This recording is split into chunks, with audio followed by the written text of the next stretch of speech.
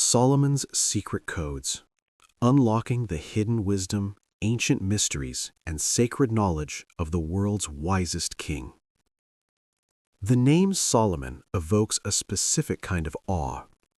Unlike the raw, warrior strength of his father David or the legislative might of Moses, Solomon represents something subtler and perhaps more dangerous, the power of the mind aligned with the divine. For 3 millennia, his name has been synonymous not just with wisdom, but with a specific kind of wisdom, one that pierces the veil between worlds. He is the archetype of the philosopher king, the magician, and the master builder. History records him as a monarch of the united monarchy of Israel, a builder of temples and a diplomat who secured peace through trade and marriage. But shadow history, the history of whisperers, mystics, and secret societies, records him as something else entirely. The first grand master of the occult arts, the man who bound the chaotic forces of the universe, the demons or jinn, into vessels of brass, and who understood the language of birds, beasts, and stones. Why does this duality persist? Why is the Bible's wisest king also the central figure in the grimoire tradition of demonology? It is because Solomon represents the ultimate human threshold. He is the point where human intellect reaches its absolute limit and touches the supernatural. To study Solomon is to study the code of reality itself. It is to ask, is the universe built on chaos, or is it built on order? And if it is built on order, can that order be learned, mastered, and utilized? This book is an attempt to open the seal. It is not merely a history book, nor is it a manual of magic, though it contains elements of both. It is an excavation of the Solomonic tradition. We live in an age that is desperate for wisdom, but drowning in information. Solomon's codes, whether they are the moral algorithms of Proverbs, the existential algorithms of Ecclesiastes, or the mystical algorithms of the Kabbalah, offer a way to navigate the storm. As you turn these pages, you are walking into the temple. Tread lightly, but fearlessly. When we speak of codes, we often think of cryptography, ciphers meant to hide information from prying eyes. But in the ancient world, a code was something different. It was a structural law. The Code of Hammurabi was a law for society. The Code of Solomon, however, is a law for the cosmos. This book is born out of a desire to bridge a gap that has existed for centuries. On one side of the chasm lies academic scholarship, the archaeologists digging in the dust of Megiddo, the linguists parsing the Hebrew syntax of the Song of Songs, and the historians verifying the trade routes of the 10th century BCE. On the other side lies the esoteric tradition, the Kabbalists meditating on the tree of life, the Freemasons tracing the geometry of the temple floor, and the ceremonial magicians reciting the conjurations of the Goetia. Rarely do these two worlds meet. The scholar dismisses the magician's grimoire as medieval superstition with no link to the historical king. The mystic often ignores the archaeological reality of the Iron Age chieftain in favor of a mythological demigod. But the truth, as is often the case, lies in the synthesis. To understand Solomon, one must look at him through both lenses simultaneously. We will treat the legend of Solomon as a serious object of study. Whether or not the historical son of David actually commanded 72 spirits in a brass vessel is a historical question with a likely negative answer. But the fact that thousands of years of human spiritual striving have coalesced around this image is a psychological and spiritual reality of immense weight. The Solomonic Code is the accumulated wisdom of the human race trying to wrestle with the problem of power. How to gain it, how to use it, and how not to be destroyed by it.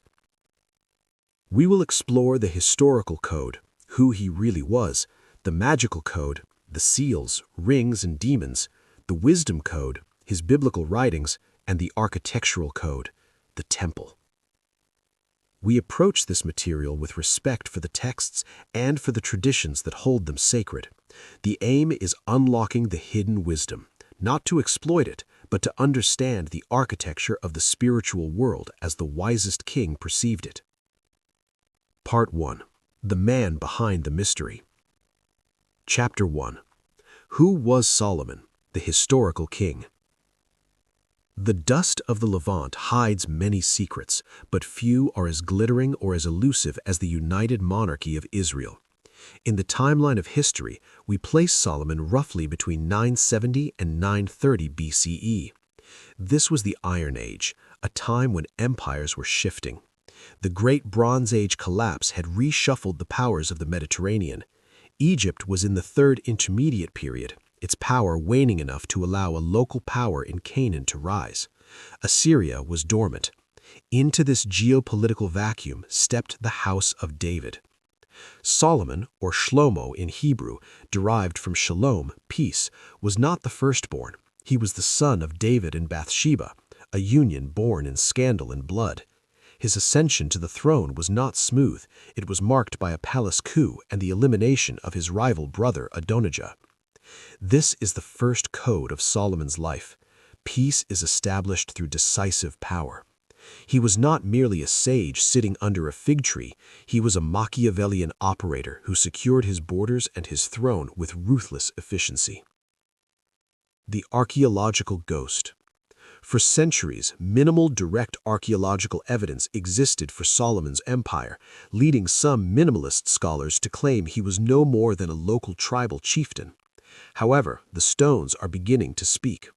The 6 chambered gates found at Gezer, Hazor, and Megiddo, cities specifically mentioned in 1 Kings 9:15 as being fortified by Solomon, show a centralized, standardized royal architecture. These massive gates indicate a state with the capacity to tax, draft labor, and execute complex engineering projects. Furthermore, the copper mines in the Timna Valley, often called King Solomon's mines, have been carbon dated to the 10th century BCE. Evidence of industrial-scale copper production suggests a kingdom of immense wealth, trading with distant lands. This aligns with the biblical account of a king who controlled the trade routes between Africa and Asia, taxing the caravans of spice and gold. The diplomat and the builder. Unlike his father David, who was a man of war, Solomon was a man of alliances. The Bible records that he loved many foreign women, including the daughter of the Pharaoh. This was not merely lust, it was high-level diplomacy. By marrying into the royal houses of the Moabites, Ammonites, Edomites, Sidonians, and Hittites, Solomon created a NATO of the ancient Near East. The marriage to Pharaoh's daughter is particularly significant, as pharaohs rarely gave their daughters to foreign rulers. This implies that Israel, under Solomon, was seen as a peer to the mighty Egypt. His greatest achievement, however, was the First Temple. It was more than a religious building, it was a national anchor. It centralized the cult of Yahweh in Jerusalem, delegitimizing local shrines and uniting the tribes under a single spiritual and political banner. The description of the temple, cedar from Lebanon, gold from Ophir, bronze cast by Tyrian masters, paints a picture of a cosmopolitan king who drew the best materials and minds from the known world to Jerusalem. Chapter 2. The Divine Gift, How Solomon Received His Wisdom. The foundational myth of Solomon's power is found in 1 Kings 3. The young king travels to the great high place at Gibeon to offer sacrifices. That night, the Lord appears to him in a dream and makes an open-ended offer. Ask what I shall give thee. This is the ultimate test of character. Most rulers would ask for long life, the death of their enemies, or limitless wealth. Solomon asked for Lev Shomea, literally a hearing heart. He asked for the capacity to discern between good and evil, to judge a great and numerous people. He asked, in essence, for the software to run the hardware of the kingdom. God's response is the key to the Solomonic mystery. Because thou hast asked this thing, behold, I have done according to thy words, and I have also given thee that which thou hast not asked, both riches and honor. This establishes a primary spiritual code. Seek first the internal capacity, wisdom, and the external results, wealth and power, will follow as a byproduct. Defining Chokmah. The Hebrew word for wisdom, chokhmah, implies much more than intellectual cleverness. It is technical skill, craftsmanship, and the ability to navigate complex structures. In the book of Exodus, the artisans who build the tabernacle are filled with chokhmah. Thus, Solomon's wisdom was not just philosophical, it was architectural and administrative. It was the ability to see the underlying patterns of reality, the blueprints of human behavior and natural laws. The Judgment of the Two Mothers.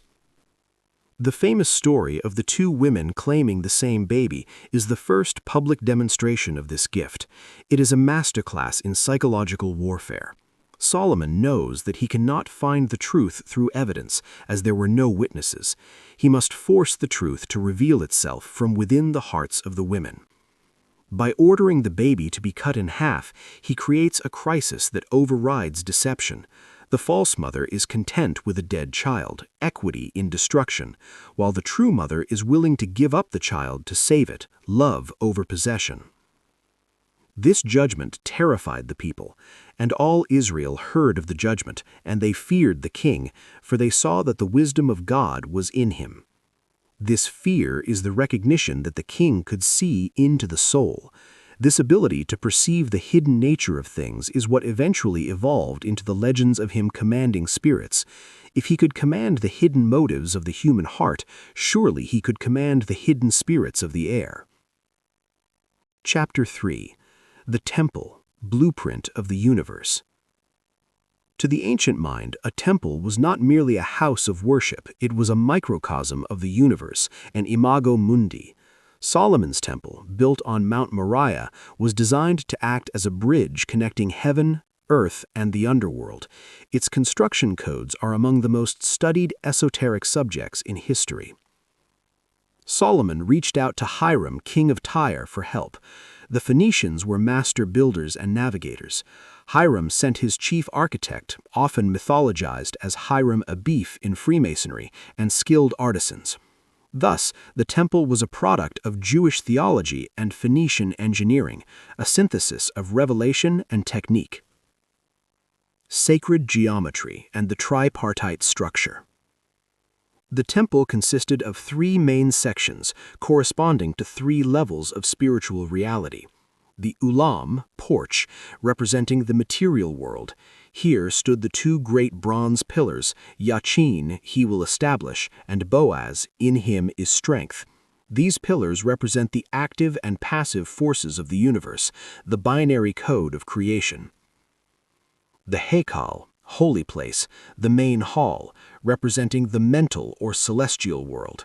It contained the menorah, planetary light, the table of showbread, material sustenance, and the altar of incense, prayer, communication. The Kodesh HaKodashim, a perfect cube, 20 by 20 by 20 cubits, representing the divine realm, the unmanifest source. It was windowless, pitch dark, containing only the Ark of the Covenant. The fact that the Holy of Holies was a perfect cube is significant. The cube represents stability, truth, and perfection in 3 dimensions. This geometry appears later in the book of Revelation to describe the New Jerusalem. It is the code of a perfected reality. The Secret Vault. Jewish oral tradition, Talmud tractate Yoma, and Masonic lore speak of a system of vaults beneath the Temple Mount constructed by Solomon to hide the Ark in case of invasion. This secret vault represents the subconscious mind, or the hidden esoteric doctrine that lies beneath the exoteric surface of religion. Legend says Josiah, a later king, did hide the Ark there before the Babylonians arrived, and that it remains there still, guarding the Shetiah stone, the foundation stone upon which the world was founded. The temple was built without the sound of iron tools, 1 Kings 6:7. Iron represents war and death. The temple was an engine of life and peace. To achieve this, legend says Solomon used the shamir, a mysterious worm or radioactive substance that could cut stone through vibration, or that he commanded demons to quarry the stones, as they could work tirelessly and possessed strength beyond human limits. Part 2. The Sacred Codes. Chapter 4. The Seal of Solomon, code written in stars. Of all the symbols associated with the wise king, none is more potent or recognizable than the seal of Solomon, the hexagram or six-pointed star. Today, it flies on the flag of Israel as the Magen David, shield of David, but for most of history, it was known as the seal of Solomon, a talisman of immense magical authority. The geometric code of the hexagram is the union of opposites. An upward-pointing triangle represents fire, the masculine, the aspiration of man toward God. The downward-pointing triangle represents water, the feminine, the descent of God towards man. Interlocked, they represent the perfect union of heaven and earth, the phrase, "as above, so below." It is a diagram of balance. Solomon, by wearing this seal, demonstrated that he was the master of both realms. The Ring of Command. The Testament of Solomon and Islamic Hadith literature describe a signet ring given to Solomon by God via the archangel Michael. This ring was engraved with the seal and the ineffable name of God. With it, Solomon could brand or seal the demons, jinn, compelling them to obedience. The seal acted as a binding contract. In the ancient world, a king's seal made a document law. In the spiritual world, Solomon's seal made his will law over the chaotic spirits. The 44 Seals. In the later grimoire tradition, specifically the Greater Key of Solomon, this concept expands into a system of 44 pentacles or seals. These are not just the hexagram, but complex circular diagrams containing geometric shapes, Hebrew scripture, and names of God. They are coded circuitry for channeling specific planetary energies. There are seals for Saturn, to endure or destroy, Jupiter for wealth, Mars for war, Sun for success, Venus for love, and Moon for safety in travel. Chapter 5. The Key of Solomon, or Clavicula Solomonis, the most famous grimoire, book of magic in the Western world. While attributed to the king himself, the manuscripts we possess date mostly to the 14th and 15th centuries Italian Renaissance. However, they undoubtedly contain much older material, filtering Jewish Kabbalah and Arabic magic through a Christian lens. The book is titled A Key because it unlocks the doors of the spirit world. It is divided into two books. Book 1 contains the theory and the conjurations, the prayers and invocations used to summon spiritual forces. Book 2 contains the practice, the preparation of the magician. This includes the ritual purification, fasting, bathing, the construction of magical tools, the wand, the sword, the robe, and the consecration of the space. The key insists on a code of extreme purity. The magician cannot simply dabble. He must become a Solomon. He must be clean of body and pure of heart. This contradicts the modern idea of black magic as a shortcut.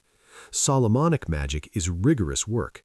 It requires the practitioner to align themselves so perfectly with the divine will that the spirits have no choice but to obey.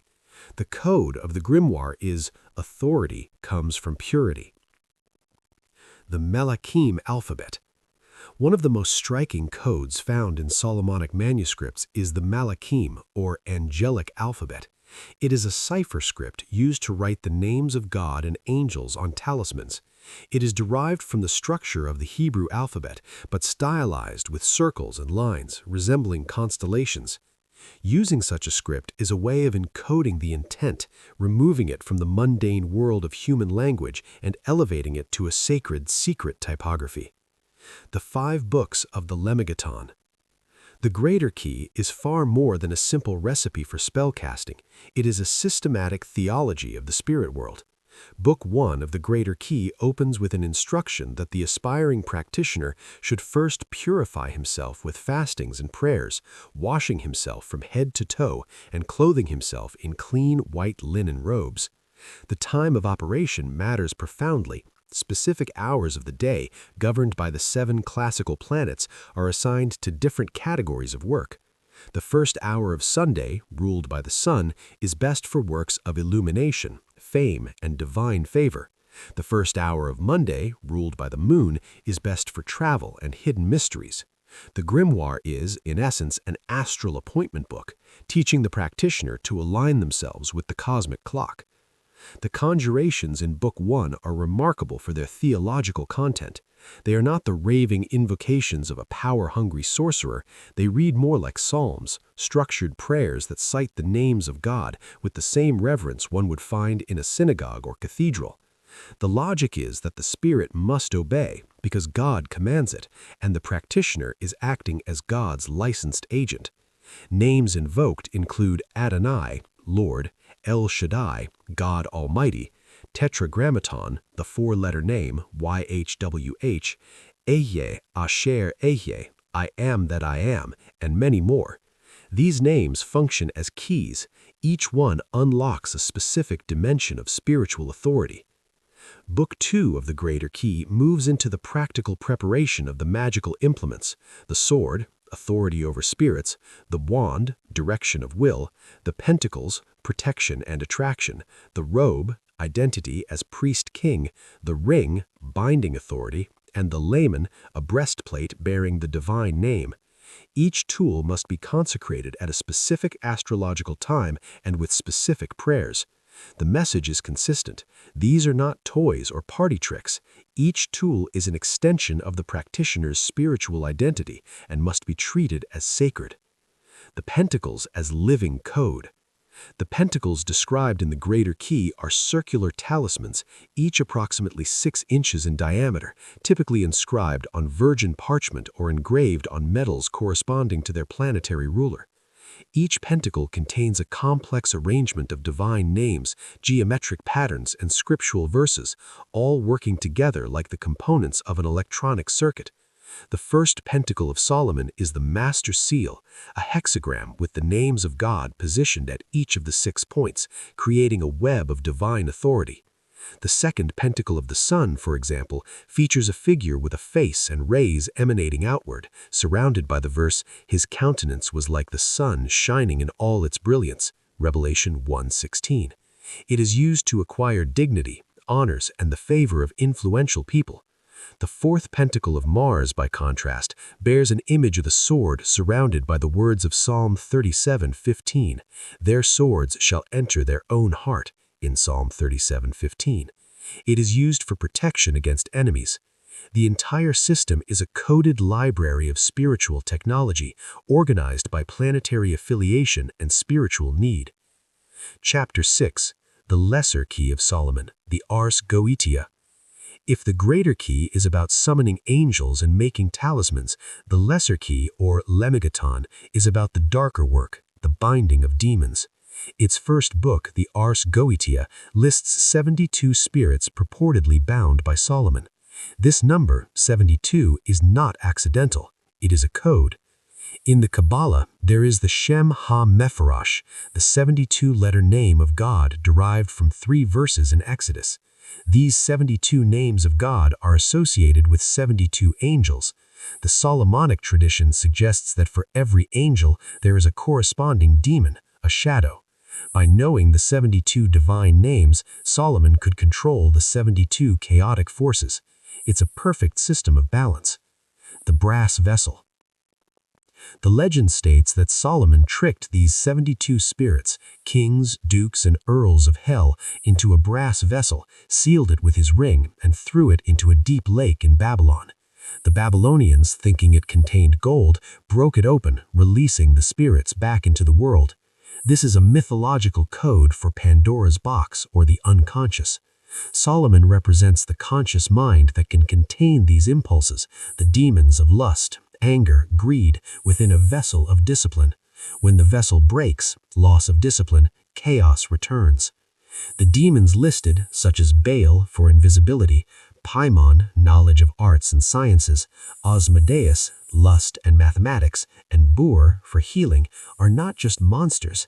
They represent faculties of the human mind and forces of nature. Paimon teaches all arts, which suggests that the demon is actually a muse or a part of the intellect that, when tamed, produces genius. The Solomonic code here is the things that haunt us can also serve us if we have the king's ring, willpower. The hierarchy of hell, a mirror of heaven. The Ars Goetia is not a random catalog of monsters. It is a structured feudal hierarchy mirroring, in shadow, the hierarchy of heaven. There are demon kings ruling vast legions, dukes, princes, marquises, counts, earls, and presidents. This structure mirrors Solomon's own political court. Just as he managed ambassadors from Egypt, Tyre, and Sheba, he managed the spiritual court of demonic emissaries. The grammar of power, the text implies, is universal. It operates identically in the visible and invisible worlds. Asmodeus, the 32nd spirit, is among the most culturally significant. He is a prince of hell, appearing with 3 heads, a bull, a ram, and a man, riding a dragon, holding a lance and flag. He teaches arithmetic, astronomy, geomancy, and handicraft. He reveals hidden treasures and makes men invisible. His name derives from the Hebrew Ashmedai, and in the book of Tobit, he is a demon of destructive passion who kills the husbands of a woman named Sarah. In Solomon's legend, Asmodeus attempts to usurp the throne itself, a demon of dangerous genius. The code of Asmodeus is the intersection of brilliance and unruly desire. It can either build an empire or reduce one to ashes, depending entirely on who holds the ring of authority over it. Astaroth, the 29th spirit, a mighty duke appearing as an ugly angel riding an infernal dragon and carrying a viper, can reveal all things past, present, and future. He teaches all liberal sciences and declares openly how the angels fell from heaven. His code is total historical consciousness, the ability to comprehend causation across vast spans of time. These are not mere monsters, they are teachers. Solomon's supreme genius was recognizing that the dark forces, properly bound and directed, become the greatest schools of wisdom. The sigils, visual code of the spirit world. Each of the 72 spirits possesses a unique geometric symbol that serves as its unique visual signature. These sigils are complex arrangements of lines and curves, and they function as precise spiritual addresses. When the practitioner draws the sigil within the protective circle, he is creating a resonant link to that specific pattern of consciousness. The sigils were likely generated through Kabbalistic grid methods, where the Hebrew letters of a spirit's name are plotted on a matrix, and the path connecting those letters is traced as the sigil, meaning the sigils are literally the spirit's name rendered in geometric code. Chapter 7. The Testament of Solomon, Cosmic Warfare in Code. Long before the medieval grimoires crystallized the Solomonic tradition into its familiar forms, a remarkable ancient text was already circulating in the early centuries of the Common Era that would become the source of the entire tradition. The Testament of Solomon is a pseudepigraphal work, meaning it purports to be written by Solomon himself, composed between the 1st and 5th century CE, weaving together threads of Jewish apocalypticism, Greek demonology, and early Christian angelology. It is one of the most extraordinary documents of late antiquity, and its influence on Western esotericism has never been fully appreciated. The text opens with a particular grounded incident. A demon named Orneus has been systematically preying upon a young worker who helps to build the temple. Every evening, the demon descends, places his thumb in the boy's right hand, and siphons away half of his wages and food. Solomon, watching the boy waste away, prays to the Lord for help. The archangel Michael descends from heaven and delivers to the king a magical ring bearing the seal of the Most High God. With this ring, Solomon can imprison any demon and compel him into service for the temple's construction. The ring as divine commission. The opening narrative is pregnant with meaning. The ring represents divine authorization. It comes not from Solomon's personal ambition or magical prowess, but from the commander of heaven's armies. Solomon does not seek to command demons for personal enrichment or power. He does so as a specific divine assignment. The temple of God cannot be built until the chaotic forces that oppose its construction are subdued and redirected. This is the foundational Solomonic code. Every great act of creation requires first subduing and redirecting the destructive forces that oppose it. Before you can build the temple, you must bind the demons. Solomon throws the ring at Orneus, striking the demon on the chest, and commands him in the name of God. Orneus is immediately bound and brought trembling before the king. Solomon then dispatches Orneus to capture Beelzebub himself, the prince of all demons, by means of the ring's authority. Once Beelzebub is under the king's authority, the entire demonic hierarchy begins to unravel. Demon after demon is brought before Solomon in a great supernatural court. Each receives the same interrogation: name, nature, area of harm, governing star, and the angel who can neutralize them. The 36 decads, spirits associated with the 36 10-degree divisions of the zodiac, are the most systematically presented. The very first decad, appearing as a heavenly dragon with the face of a lion, declares, "I thwart the operations of God. I afflict men by means of fever and chill." The countermeasure is inscribed immediately. The letters IAO, an abbreviated form of the divine name Yahweh, defeat him. Each of the 36 decads similarly presented constitutes an entire chapter in the ancient understanding of how the visible sky imposes its code upon the human body and soul. I, Solomon, the son of David, who reigned in Jerusalem, having received the gift of God to speak with spirits and to have dominion over them, make known these things to those who shall come after me. The Testament of Solomon, Prologue.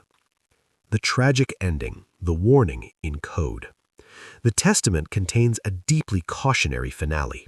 Near the end of his life, Solomon becomes besotted with a foreign woman who asks him to worship the idol of Rapha, a spirit of death, as a condition of her love. Solomon, his will fractured by age and passion, consents. He makes the sacrifice, and immediately he writes, "The Spirit of God departed from me, and I became weak." He tries to use the ring, but the demons no longer obey. The authority is gone. His spirit is gone. He finishes the testament in a state of lamentation, begging those who read it to learn from his error. This ending is the most important code in the entire text. The ring functioned not because of its physical materials, but because the hand wearing it was aligned with the divine will. The moment Solomon served two masters, the God of Israel and the God of his foreign desire, the authority dissolved. This principle pervades the entire Solomonic tradition. The key to all magical keys is spiritual integrity. Without it, no ring works, no seal holds, and no demon obeys. Chapter 8. The Pentacles of Solomon, 44 Sacred Talismans. A pentacle, in the Solomonic tradition, is not merely a five-pointed star or a simple geometric shape. It is a complex, multi-layered sacred diagram, a mandala of concentrated spiritual force. The word derives from the Latin pentaculum, related to the idea of a suspended amulet of magical authority. The 44 pentacles described in the Greater Key of Solomon represent a complete system of spiritual technology organized across the 7 classical planetary frequencies of the ancient cosmos. Understanding the pentacles requires entering the ancient cosmological mind. In the Ptolemaic universe that the Solomonic authors inhabited, the cosmos consisted of 7 concentric crystalline spheres, each governed by the 7 visible celestial bodies: the Moon, Mercury, Venus, the Sun, Mars, Jupiter, and Saturn. Each sphere broadcast a distinct spiritual frequency, and each frequency governed a specific domain of human life and aspiration. The pentacles are in essence spiritual tuning forks, physical objects inscribed with the resonant codes of each planetary frequency, designed to attract beneficial flows of that energy or to repel its harmful expressions. The lunar pentacles, mysteries of the unconscious deep. The 6 pentacles of the moon govern the most mysterious and subterranean realms of human experience: hidden things, dangerous travel, protection from water, the invocation of dream spirits, and the opening of sealed places. The moon, as the closest celestial body to Earth, exercises the most immediate influence over earthly affairs. She governs the tides, the menstrual cycle, the rhythms of growth and decay, and the quality of sleep and dream. The 4th pentacle of the moon protects the traveler by sea or in the wilderness. The 5th pentacle of the moon, bearing a specific arrangement of divine names and Hebrew letters, serves to have answers given in sleep. It is the talisman of prophetic dreaming, evoking the same faculty that Solomon himself employed when he received his wisdom at Gibeon in a night vision.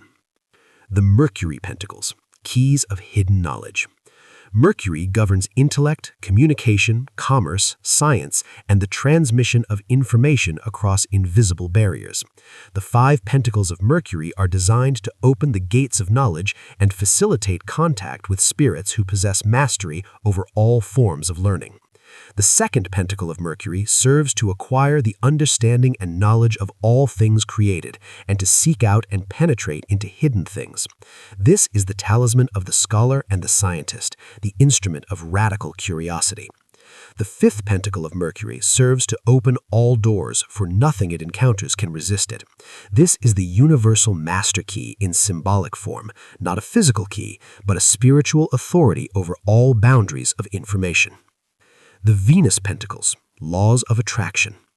Venus governs love, beauty, creativity, social harmony, and the magnetic field of personal attraction.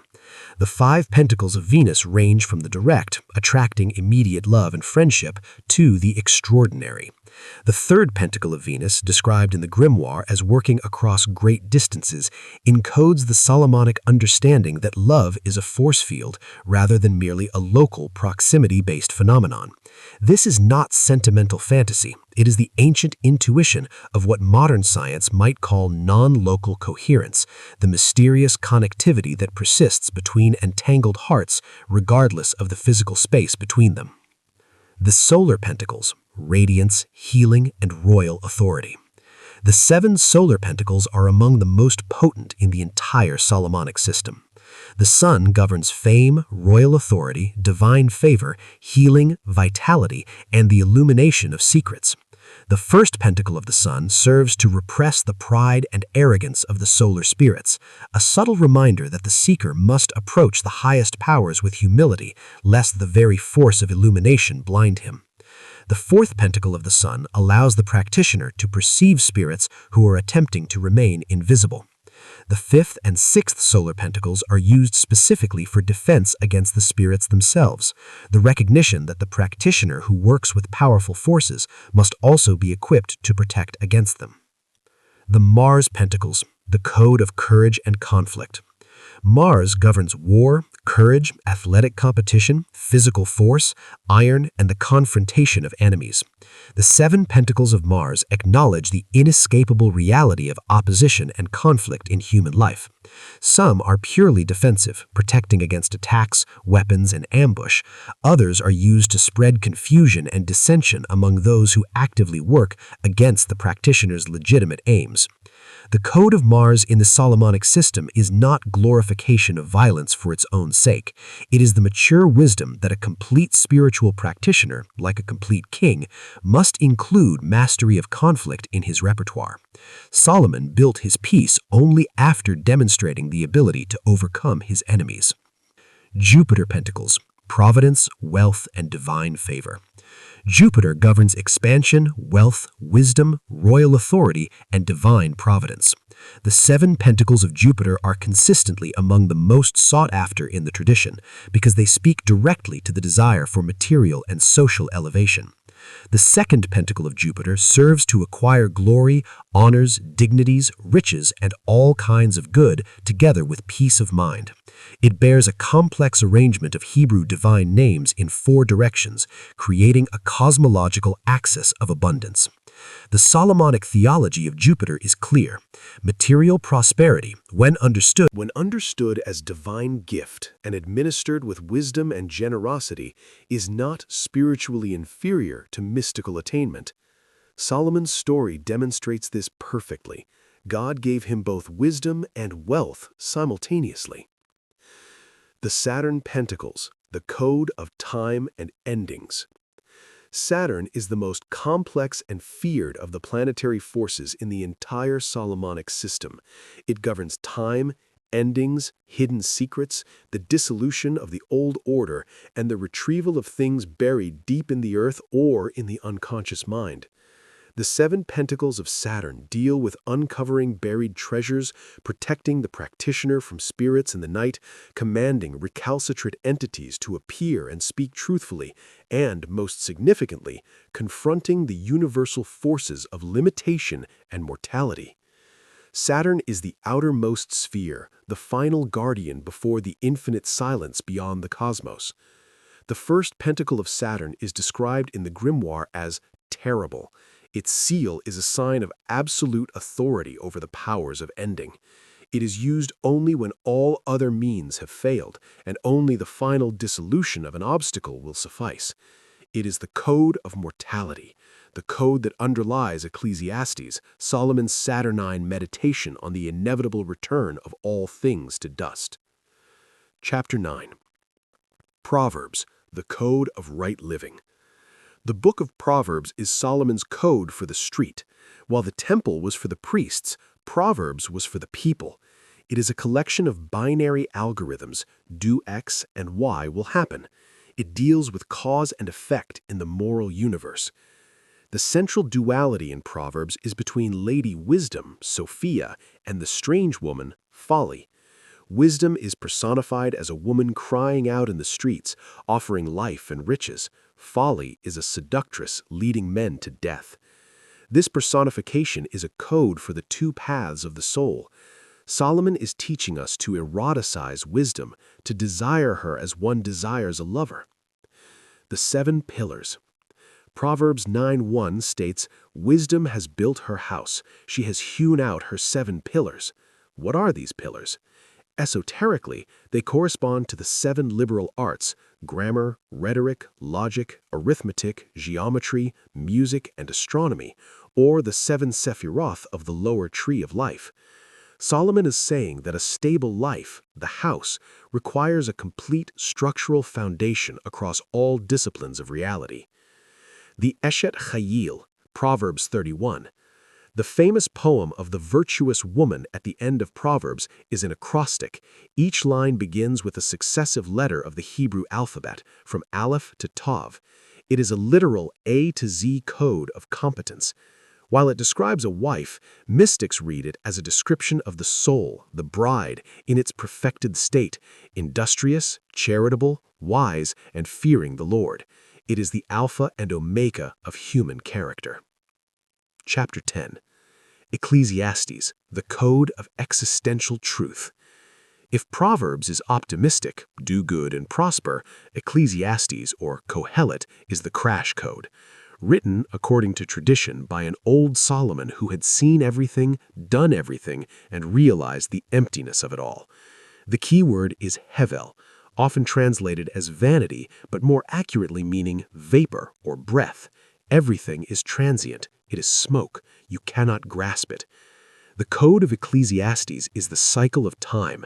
Chapter 3 contains the famous algorithm, "To everything there is a season, and a time to every purpose under the heaven, a time to be born and a time to die."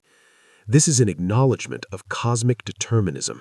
Solomon realized that human effort is often overruled by the turning of the great wheel of time. This text bridges the gap between Hebrew theology and Eastern philosophy. Like the Buddha, Solomon sees suffering in attachment to transient things, but his solution is not withdrawal, it is radical acceptance. Eat, drink, and enjoy the fruit of your labor, for this is the gift of God. The code is stop trying to control the vapor, enjoy the moment, fear God, and accept the limit. This is the ultimate wisdom of the man who tried to control everything, demons, wealth, geopolitics, and found that in the end, he controlled nothing. Chapter 11. Song of Songs, the code of divine love. The Shir HaShirim, or Song of Songs, is the Holy of Holies of the Bible. Rabbi Akiva famously said, "All the scriptures are holy, but the Song of Songs is the Holy of Holies." On the surface, it's a steamy, erotic poem about a shepherd and a Shulamite maiden. There is no mention of God in the entire book. Why is it in the canon? Because it is an allegory, a code for the deepest relationship possible. Jewish code, the lover is God, Yahweh, and the beloved is Israel. Christian code, the lover is Christ and the beloved is the church, or the individual soul. Mystical code, the lover is the active intellect and the beloved is the receptive soul. The kiss mentioned in the opening verse, "Let him kiss me with the kisses of his mouth," is decoded by Kabbalists as the moment of devekut, cleaving to God.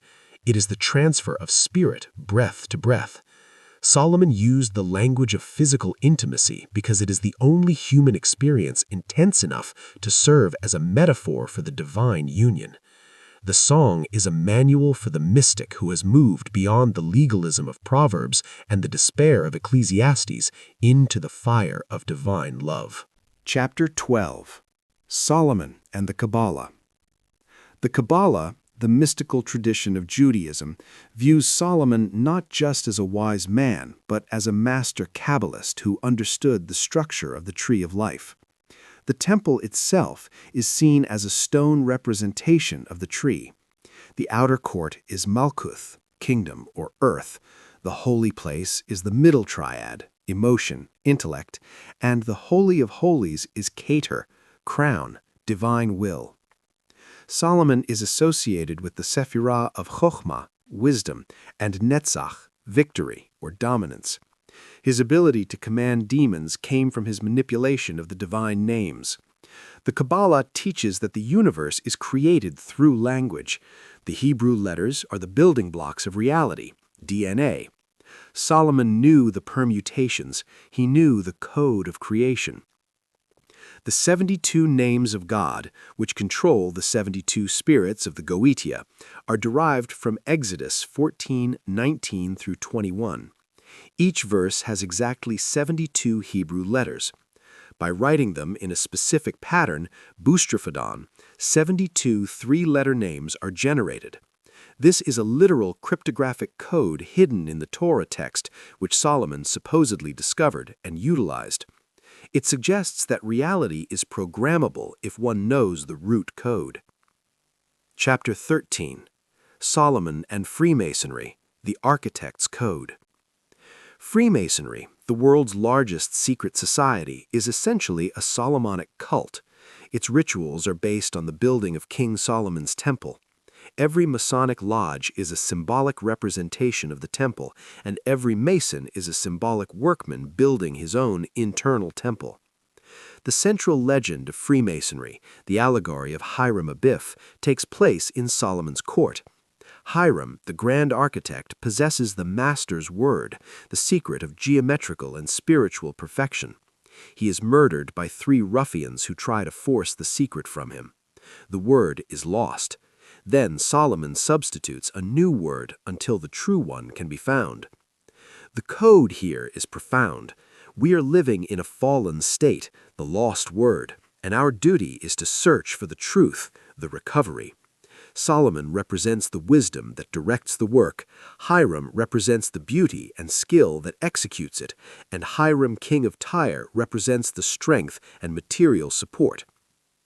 Together, they form the 3 pillars of the lodge: wisdom, strength, and beauty. The Mason uses Solomonic tools, the square, morality, and compass, spirituality, to square his actions and circumscribe his desires. The Royal Arch and the Secret Vault.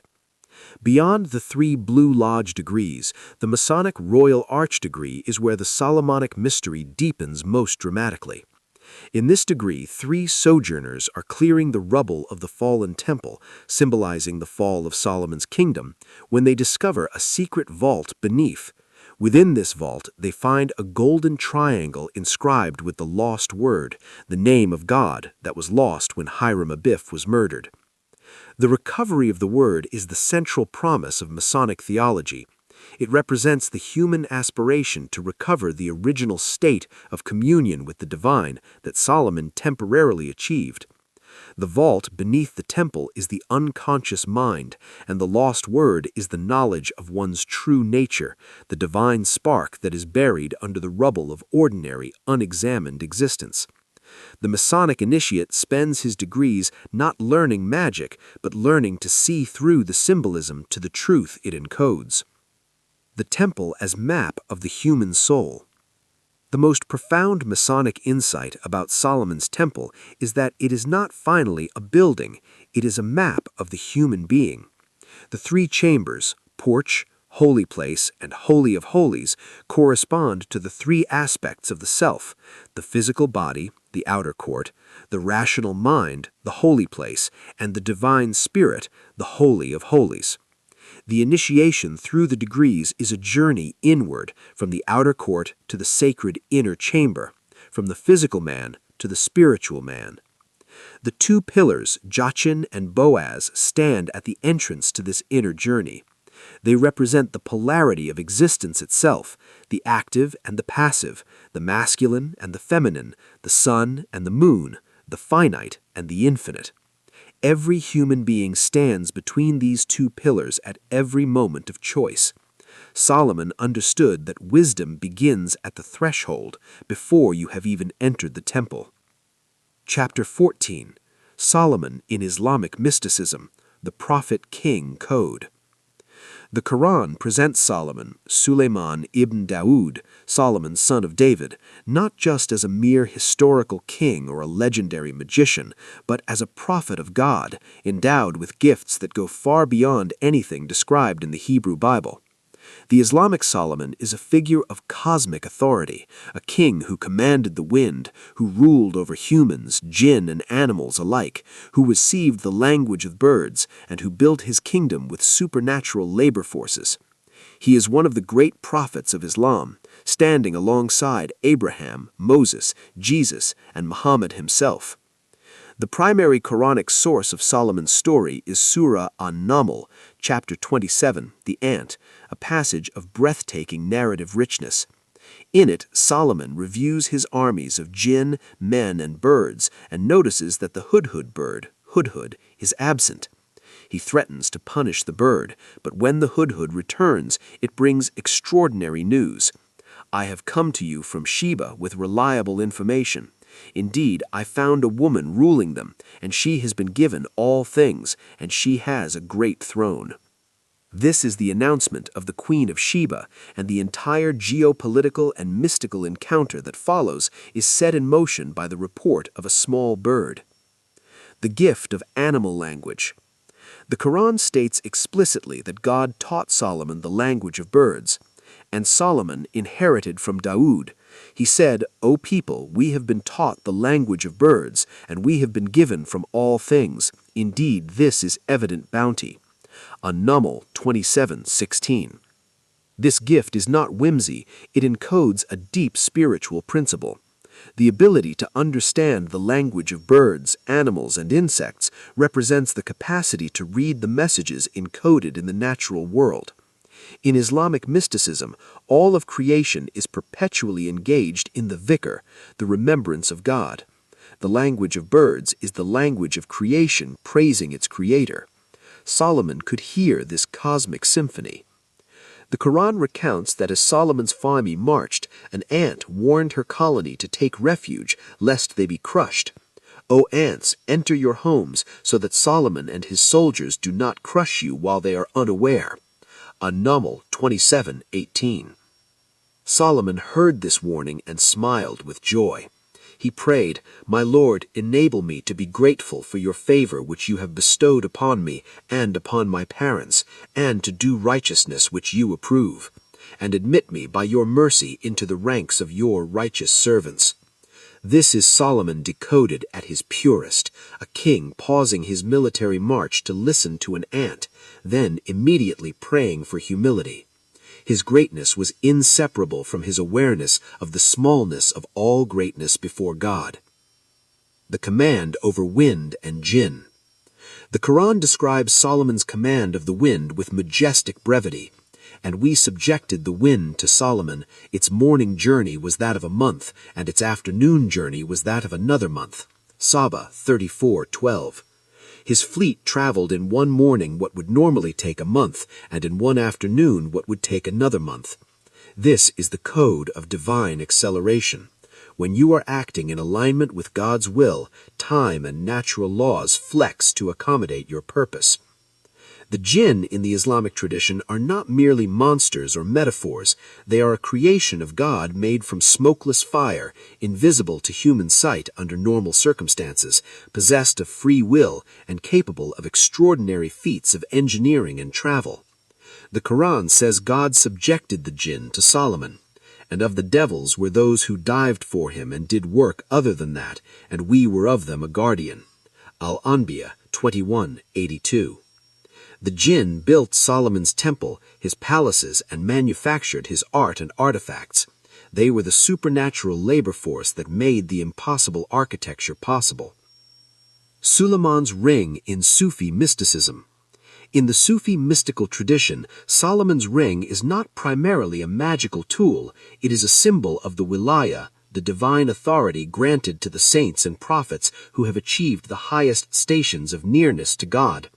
The Sufi master Rumi, in his Masnavi, references Solomon repeatedly as the archetype of the spiritual king whose outer power, kingdom over jinn and creation, is merely the reflection of his inner power, mastery of the ego, and constant communion with God. One of the most beloved Sufi stories involves Solomon's ring being lost, temporarily transferred to a false Solomon, a demon who stole the ring and usurped the throne. The code here is the profound Sufi teaching on fana, annihilation of the ego. When the outward signs of power are stripped away, only the inner reality remains. The true Solomon survives the loss of his ring because he is Solomon in essence, not in appearance. Solomon equals shalom equals Solomon, Shalom, Salam, the peace code. The name Solomon derives from the Hebrew root shalom, meaning peace, wholeness, and completeness. The Arabic equivalent is salam, from the same Semitic root, giving us Islam itself, submission to God as the path to peace. Solomon's very name is a code. To be a Solomon in any tradition is to be one in whom the divided and chaotic elements of existence have been reconciled and made whole. The jinn are bound not to serve chaos, but to build the temple of peace. The language of creation is heard not to exploit it, but to serve it. The ring is worn not to dominate, but to align. Solomon is the living embodiment of the principle that true peace is achieved through wisdom, not through weakness. Chapter 15. The Queen of Sheba, the Female Code. She arrives with a caravan of camels bearing spices, an enormous quantity of gold and precious stones. She comes not as a supplicant, but as an equal, a sovereign testing the limits of the legend she has heard. The Queen of Sheba is one of the most enigmatic figures in all of ancient literature, and her meeting with Solomon is far more than a diplomatic exchange. It is the encounter of two principles of cosmic intelligence, the solar king and the lunar queen, the masculine and feminine aspects of divine wisdom meeting for the first time. In the Hebrew Bible, 1 Kings chapter 10, she is nameless, simply the Queen of Sheba. She comes to Solomon to test him with hard questions. Solomon answers all her questions, and she is overwhelmed. The half was not told me. Thy wisdom and prosperity exceed the fame which I heard. She gives him 120 talents of gold, extraordinary quantities of spices, and precious stones. Solomon gives her whatever she desires in return. Then she departs. The text, deliberately restrained, encodes its meaning in its silences. Makeda, Bilqis, and the many faces of the Queen of Sheba. The Islamic tradition names her Bilqis.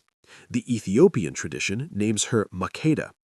The Yemeni tradition gives her various genealogies connecting her to the ancient Sabaean civilization, whose capital, Marib, was one of the wonders of the ancient world, fed by a massive dam whose engineering rivaled anything in the ancient Near East. Archaeological evidence confirms that the kingdom of Saba, Sheba, was a real advanced civilization in modern-day Yemen and Ethiopia, trading in incense, gold, and exotic materials with the entire known world. In the Islamic account in Surah An-Najm, Bilqis is a worshipper of the sun, a sophisticated polytheist who sits upon a great throne and governs her people with intelligence and prudence. When Solomon sends her a letter beginning, "In the name of God, the most gracious, the most merciful," inviting her to submit to the one God, she consults her counsel. Her response reveals her character. "Whenever kings enter a city, they ruin it, but I will send them a gift and see what the messengers return with." She tests Solomon as diplomatically as he once tested the two mothers. She wants to see the quality of his response to power. The moving throne, a miracle of technology. The Quranic account contains one of the most thrilling episodes in the entire Solomonic tradition. When Solomon learns that Bilqis is coming, he asks his court, "Which of you will bring me her throne before they come to me in submission?" One jinn offers to bring it before Solomon rises from his seat. But a man with knowledge of the scripture, identified by commentators as the angel Gabriel or human sage named Asaph, declares, "I will bring it to you before your glance returns to you." And in the blink of an eye, the vast throne of Bilqis, transported across continents, stands before Solomon.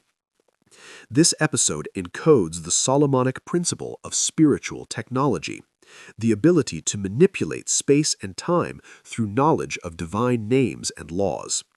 The throne does not simply teleport, it is brought through the mastery of the deeper structure of reality. Solomon then has the throne modified slightly, a test for Bilqis when she arrives, to see if she will recognize it. This is Solomon as perceptual scientist. He tests not just intellect, but perception. The riddles and the glass floor.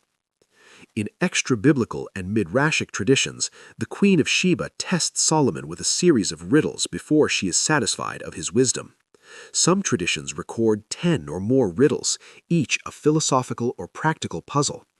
The riddles test knowledge of nature, human behavior, justice, and the hidden nature of things. Solomon answers each one, not merely with correct information, but with the kind of penetrating insight that reveals the pattern beneath the surface of the question. The Quran describes a floor of glass in Solomon's palace that Bilqis mistakes for water, lifting her robes to walk through it. Solomon clarifies, it is a palace paved smooth with glass.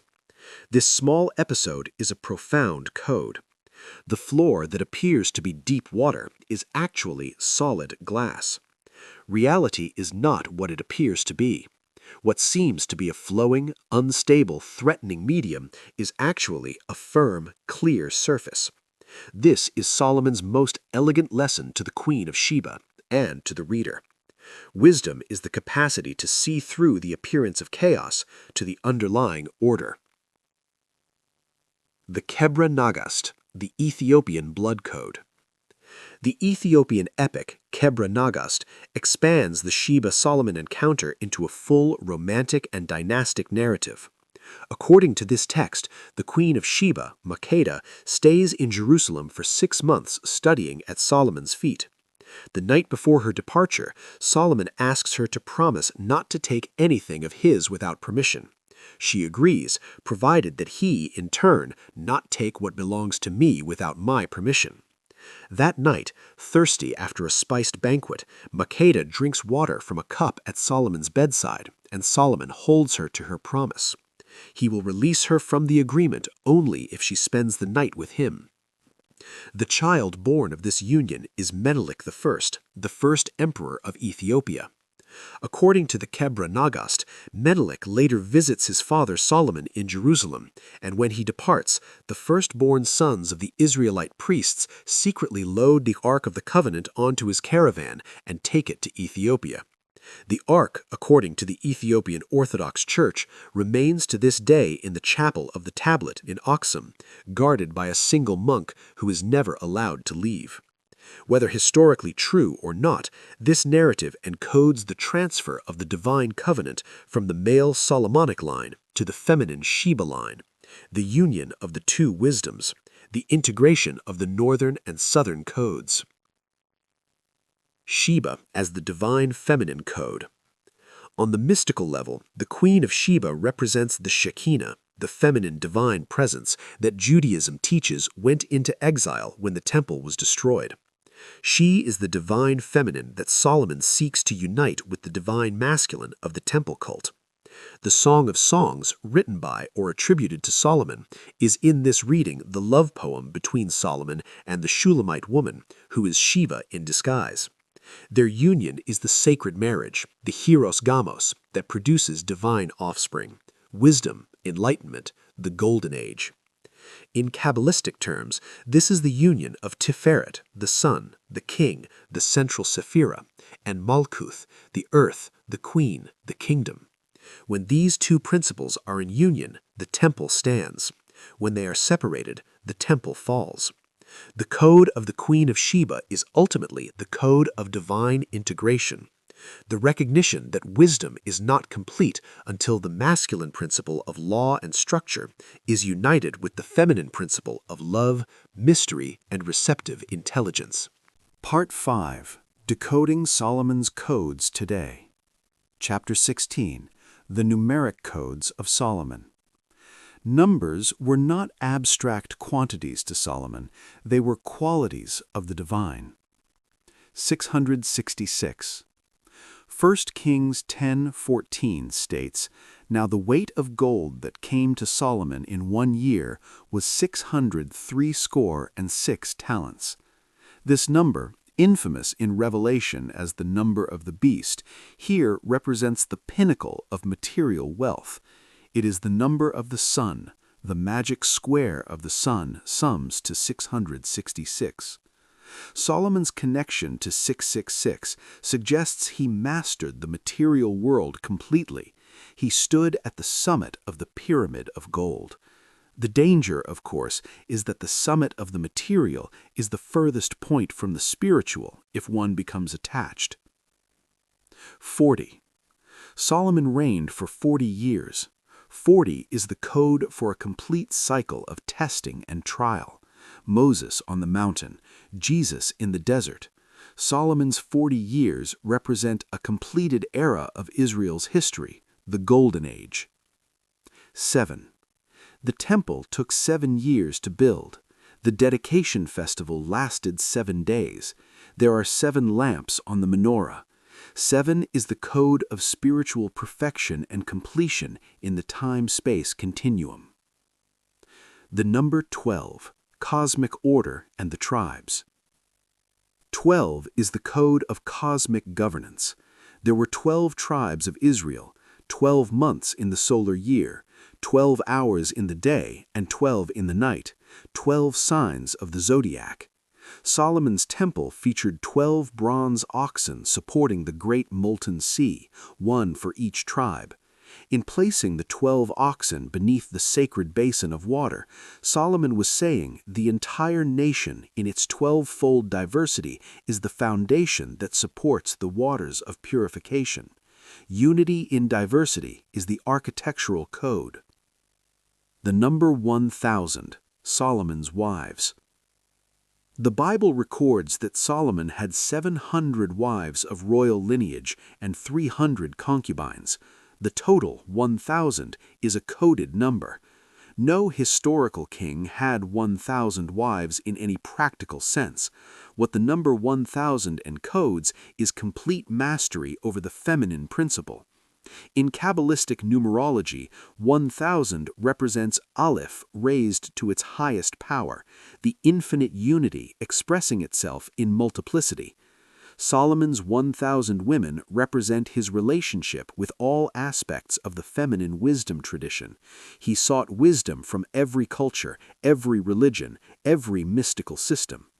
And yet, the text notes, this very completeness led to his downfall. The wisdom of his wives became his greatest vulnerability. Gematria and the name Solomon.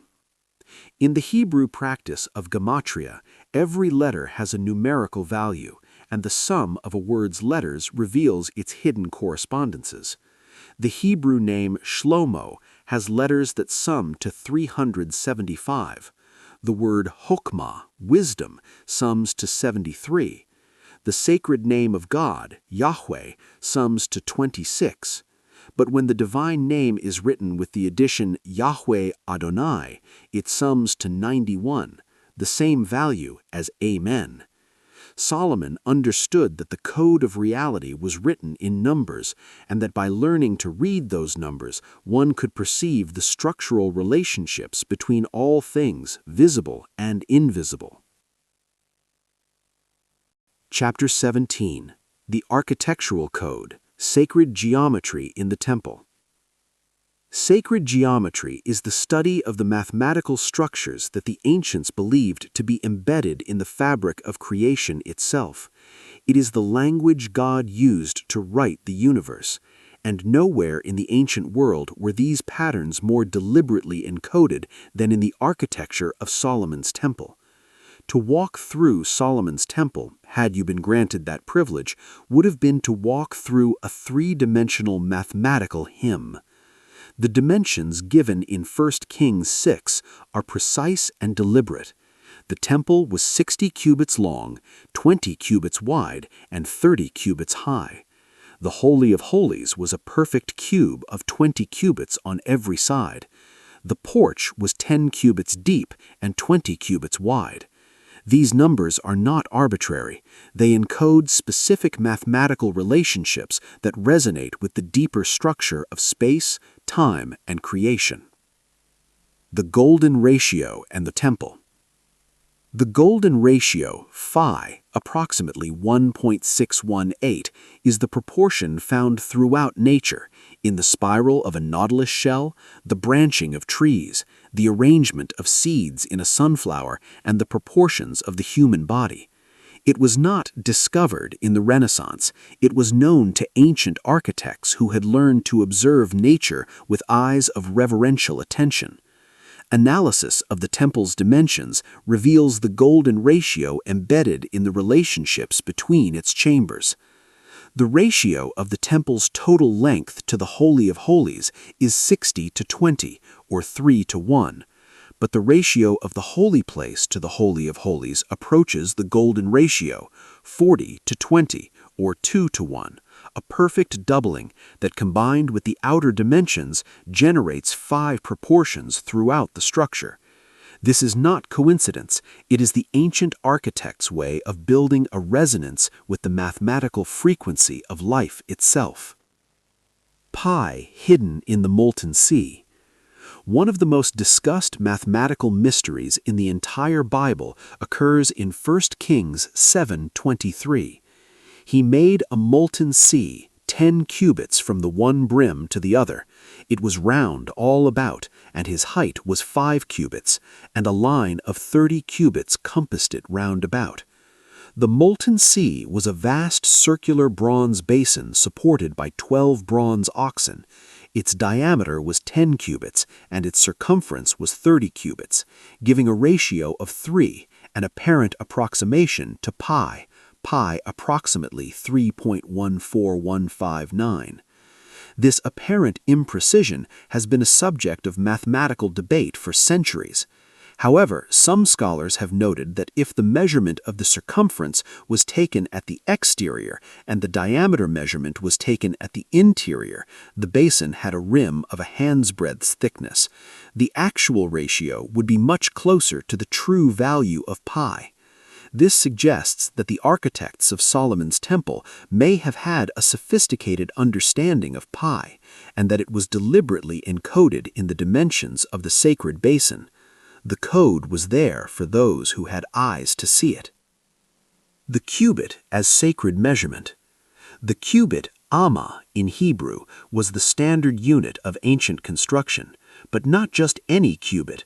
The royal cubit used in sacred architecture was precisely calibrated to human proportion and cosmic harmony. The royal cubit used in Solomon's temple was approximately 52.5 centimeters, slightly longer than the standard cubit. This measurement, when multiplied by the temple's dimensions, produces lengths that are harmonically related to the astronomical measurements of the earth and sun. The Fibonacci sequence 1, 1, 2, 3, 5, 8, 13, 21, 34, 55, 89, 144 is the mathematical pattern by which the golden ratio is expressed in living growth. Its ratios approach phi as the numbers increase. Esoteric traditions hold that Solomon's architects deliberately incorporated Fibonacci proportions into the temple's structure, just as they appear in the proportions of the human body and in the growth patterns of all living things. The temple was, in this reading, literally modeled on the human being, and through the human being on the universe. The three chambers as three stages of initiation.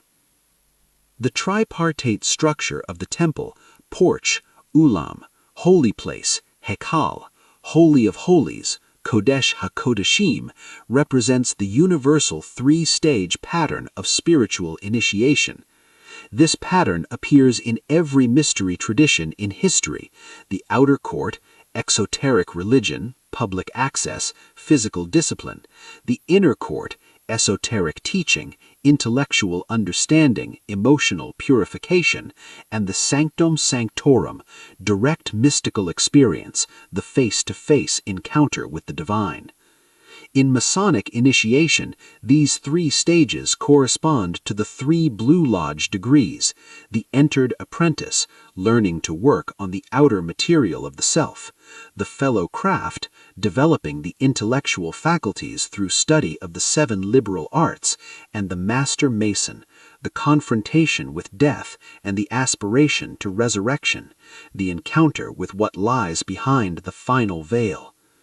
The temple is not just a cosmological code, it is an initiatory map for the individual human being's journey from the periphery of existence to its center. The heavens are the heavens of the Lord, but the earth he has given. Epilogue. The code that lives on. Solomon is more than a king, he is a mirror. When the magician looks at him, he sees a supreme sorcerer. When the rationalist looks, he sees a philosopher of startling depth. When the mason looks, he sees the patron of the great work.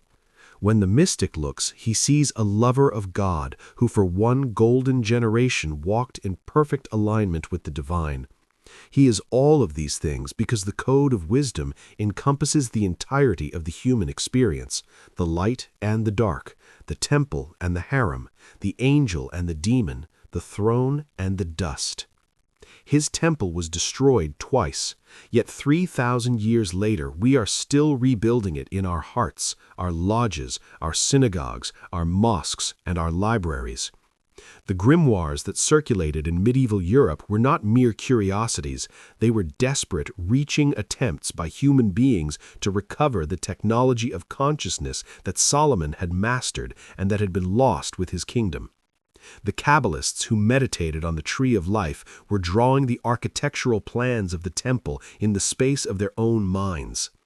The Freemasons who laid their trowels and set their squares were enacting the great drama of construction in miniature, one soul at a time. The Sufi poets who wrote of the beloved were encoding the same yearning that Solomon poured into every verse of the Song of Songs. The codes have not expired. Proverbs still describes the universal consequences of wisdom and folly with uncanny precision. Change the cultural reference points and every maxim holds. Ecclesiastes still cuts through every modern distraction with the laser clarity of its opening cry, Hevel Havalim, vapor of vapors. The Song of Songs still dissolves the boundary between human and divine love with language that no theological sophistication has ever surpassed. The temple's geometry still encodes the golden ratio that evolution has inscribed into every living form. The demons of the Goetia still haunt us. We call them by different names now: addiction, trauma, the shadow, cognitive bias, the superego, but their addresses in the human psyche have not changed one cipher. What Solomon ultimately reveals is that the human being is a microcosm. We are small temples. We contain within us the same three chambers: the outer court of the body, the holy place of the rational mind, and the holy of holies of the spirit, where the Shekinah, if we prepare it properly, can dwell. We contain our own ark, the divine spark that God breathed into Adam, that original creation that no demon can fully extinguish and no tyrant can confiscate. We wear Solomon's ring every time we exercise conscious will over unconscious impulse, every time we choose wisdom over reaction, every time we say to the demon of anger or the demon of despair, "I know your name, I bind you, now serve me." The final code of Solomon is ultimately the simplest one. It was always there, encoded in the very first word of his story: Shalom, Salam, peace. Not the peace of the passive or the defeated, but the peace of the one who has gone to war with everything that opposed the building of the temple and won. The peace of the man who has held the ring, commanded the demons, built the house, written the proverbs, tasted the vanity of all things, and returned, like an old philosopher sitting in the evening light, to the single most important instruction: fear God, keep the commandments. This is the whole of man. To unlock Solomon's code is to unlock yourself. The temple is you. The demons are yours to bind. The ring is in your hand. The wisdom is available as it has always been to anyone who asks with a genuinely humble and seeking heart. What will you build?